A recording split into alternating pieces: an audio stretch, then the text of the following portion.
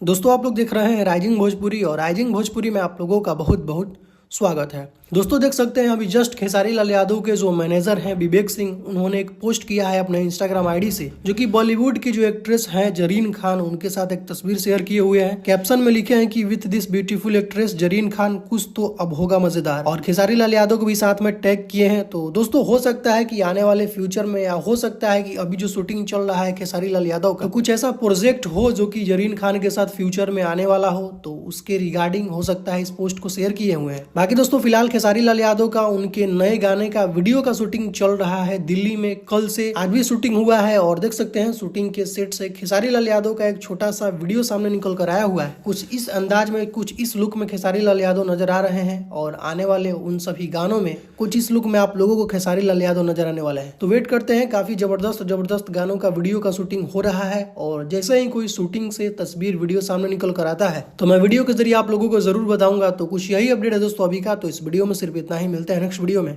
Thank you so much.